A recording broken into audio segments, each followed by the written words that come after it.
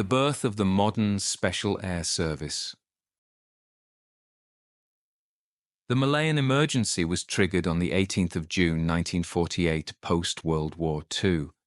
There was rising influence from the MCP, Malayan Communist Party, as they were gaining support among the Chinese rubber workers and tin miners, following the murder of 3 European planters by the MCP in Perak State.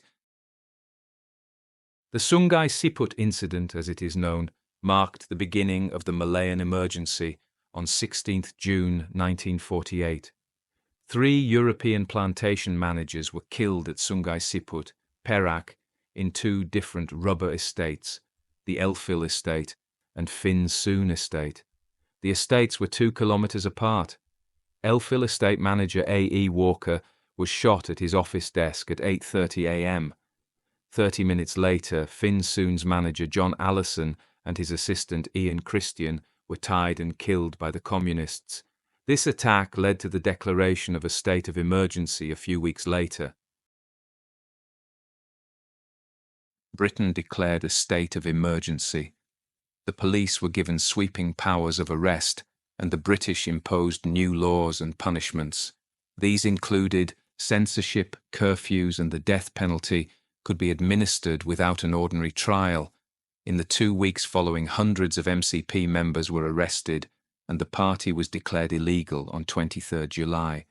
Party militants regrouped in the jungle as the Malayan People's Anti-British Army, MPABA, and many ex-MPAJA, Malayan People's Anti-Japanese Army personnel. The initial commander, Lau Yu, was killed in action during a firefight on 16th July and was replaced by 26-year-old Ching Peng. During this period, the MCP also engaged in intimidation, including assassination, of civilians with the aim of coercing material aid, information, and silence. This policy contributed to a loss in popular support. The birth of the modern S.A.S. At the end of World War II, the British government saw no further need for the S.A.S. and disbanded it on the 8th of October 1945. The following year, it was decided there was a need for a long-term deep penetration commando unit, and a new S.A.S. regiment was to be raised as part of the Territorial Army. Ultimately, the Artists' Rifles took on the S.A.S. mantle as 21st S.A.S. Regiment on 1st January 1947. In 1950, the 21st S.A.S. Squadron was raised to fight in the Korean War. After 3 months of training in Britain, it was informed that the squadron would no longer be required in Korea, and so it instead volunteered to fight in the Malayan emergency. Upon arrival in Malaya, it came under the command of Mad Mike Calvert, who was forming a new unit called the Malayan Scouts S.A.S. Calvert had already formed 1 squadron from 100 volunteers in the Far East, which became A Squadron.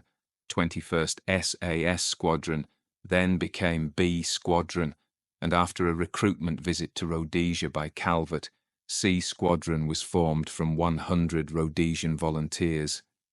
The Rhodesians returned home after 3 years' service and were replaced by a New Zealand squadron. By this time, the need for a regular Army S.A.S. regiment had been recognised. The 22nd S.A.S. Regiment was formally added to the Army list in 1952 and has been based at Hereford since 1960. In 1959, the 3rd Regiment, the 23rd S.A.S. Regiment, was formed by renaming the Reserve Reconnaissance Unit, which had succeeded MI9 and whose members were experts in escape and evasion and jungle warfare. The first modern S.A.S. mission in Malaya.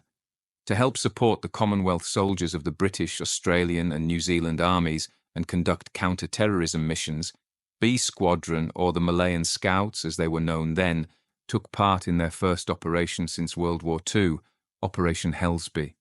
Operation Hellsby was an offensive in the River Perak-Balaam Valley, and the men were flown in over the drop zone in a Douglas C-47 cargo plane and parachuted into the jungle, many of them ending up tangled in the tall trees above the canopy.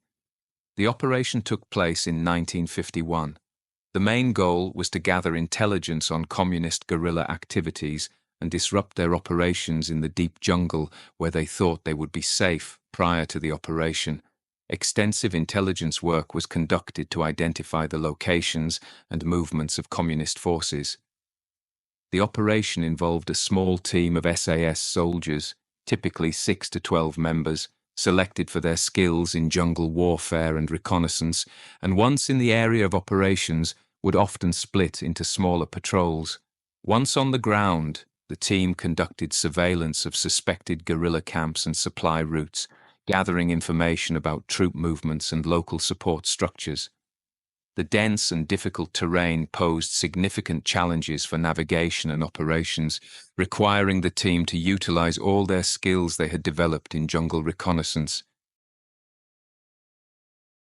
The communist terrorists were highly mobile and had extensive knowledge of the local terrain, making it crucial for the S.A.S. to maintain stealth and avoid detection. During the operation, the S.A.S. employed very successful ambush tactics, targeting enemy patrols and logistics, which helped disrupt communist operations and supply lines. The team engaged in limited firefights with guerrilla forces, relying on surprise and superior tactics to achieve their objectives. Operation Hellsby successfully gathered valuable intelligence that contributed to broader military strategies against the communist insurgency, and so the modern S.A.S. was born.